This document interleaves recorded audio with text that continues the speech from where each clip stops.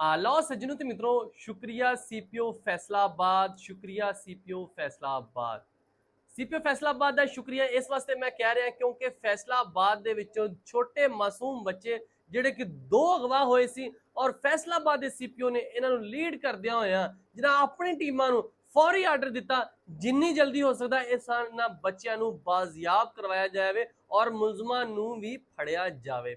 जिस तरह के रात एक मैं खबर दी जिहदे विच कहा गया कि लारीडे दे विच एक बच्चा 1.5 साल दा जिहड़ा कि अगवा होया सी ਉਹ ਮੁਲਜ਼ਮ ਵੀ ਫੜਿਆ ਗਿਆ ਔਰ ਉਹ ਬੱਚਾ ਵੀ ਉਹਦੇ ਮਾਂ ਦੇ ਹਵਾਲੇ ਕਰ ਦਿੱਤਾ ਗਿਆ। ਉਸ ਤੋਂ ਬਾਅਦ ਅਲਾਈਡ ਹਸਪੀਟਲ ਦੇ ਵਿੱਚੋਂ ਇੱਕ ਬੱਚਾ ਜਿਹੜਾ ਕਿ ਹਾਲੇ ਪੈਦਾ ਹੋਇਆ ਸੀ ਕੁਝ ਦਿਨ ਦਾ ਸੀਗਾ ਉਹ ਬੱਚਾ ਅਗਵਾ ਹੋ ਗਿਆ ਸੀਗਾ ਔਰ ਉਸ ਤੋਂ ਬਾਅਦ ਕਿਸ ਤਰ੍ਹਾਂ ਪੁਲਿਸ ਨੇ ਆਪਣੀ ਸਾਰੀ ਕਾਰਵਾਈ ਕੀਤੀ ਔਰ ਉਸ ਮੁਲਜ਼ਮ ਨੂੰ ਫੜ ਲਿਆ ਔਰ ਮੁਲਜ਼ਮ ਦੇ ਨਾਲ ਨਾਲ ਉਹ ਬੱਚਾ ਵੀ ਬਾਜ਼ਿਆਬ ਕਰਵਾ ਕੇ ਅੱਜ ਉਸ ਮਾਂ ਦੇ ਹਵਾਲੇ ਕਰ ਦਿੱਤਾ ਗਿਆ।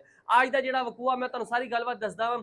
ਬੱਚਾ ਪੈਦਾ ਹੁੰਦਾ ਹੈ ਅਲਾਈਡ ਹਸਪੀਟਲ ਦੇ ਵਿੱਚ ਅਲਾਈਡ ਹਸਪੀਟਲ ਨਰਸਰੀ ਵਾਰਡ ਦੇ ਵਿੱਚ ਬੱਚੇ ਨੂੰ ਦਾਖਲ ਕਰ ਲਿੱਤਾ ਜਾਂਦਾ ਹੈ। ਉੱਥੇ ਬੱਚੇ ਦੀ ਜਿਹੜੀ ਖਾਲਾ ਹੁੰਦੀ ਬੱਚੇ ਦੀ ਖਾਲਾ ਬੱਚੇ ਦੀ ਕੇਅਰ ਕਰ ਰਹੀ ਹੁੰਦੀ ਆ ਔਰ ਉੱਥੇ ਇੱਕ ਖਾਤੂਨ ਜਿਹੜੀ ਕਿ ਜਿਹੜੀ ਉਹਦੀ ਖਾਲਾ ਹੁੰਦੀ ਉਹਦੀ ਸਹੇਲੀ ਬਣ ਜਾਂਦੀ ਆ।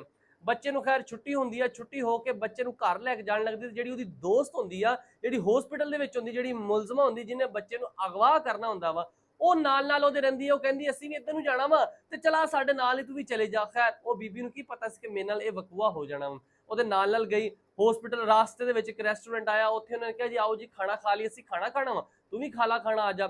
ਅੱਛਾ ਜੀ ਖੈਰ ਖਾਣਾ ਖਿਲਾਉਣ ਵਾਸਤੇ ਅੰਦਰ ਗਏ ਰੈਸਟੋਰੈਂਟ ਦੇ ਵਿੱਚ ਤੇ ਬੱਚਾ ਉੱਥੇ ਰੋਣ ਲੱਗ ਪਿਆ। ਛੋਟਾ ਮਾਸੂਮ ਬੱਚਾ ਸੀ ਰੋਣ ਲੱਗ ਪਿਆ। ਰੋਣ ਵਕਤ ਜਦੋਂ ਉਹਦੀ ਦੋਸਤ ਨੇ ਕਿਹਾ ਉਹਦੀ ਖਾਲਾ ਨੂੰ ਕਿ ਬੱਚਾ ਮੈਨੂੰ ਫੜਾ ਦੇ ਮੈਂ ਇਹਨੂੰ ਚੁੱਪ ਕਰਨੀ ਆ ਤੂੰ ਅੰਦਰ ਖਾਣਾ ਖਾ ਲਾ। लो जी बच्चा चुप कराने वास्ते ओदी जिहड़ी दोस्त आ वो लैके बाहर निकली ते बच्चा लैके गायब हो जाती है। उस तो बाद ओदी खाला परेशान हो जाती कि बच्चा कौन लै गया। बच्चे अगवा की FIR थाना पिपल कलोनी दे विच दर्ज हो जाती है ते सीपीओ फैसलाबाद साहबजादा बिलाल उमर नूं इस गल दा पता चलदा कि फैसलाबाद दूसरा वाकया पेश आ गया वा जिहदे विच छोटे बच्चियां नूं अगवा किया गया ते फौरी कार्रवाई करदे होया उस मुलजम नूं फड़ लिया। मुलजम ने जो फड़िया उस बीबी नूं फड़िया तो उन्हें कहा जी मेरी दूसरी शादी हुई सी मैनू बच्चा कोई नहीं सी हुंदा ते मैं क्या ड्रामा रचाया मैं हॉस्पिटल दे विच कुछ देर रही हाँ मैं क्या इत्थों कोई ना कोई बच्चा अगवा करांगे ते बाद च कहांगे कि मेरा ये बच्चा वा।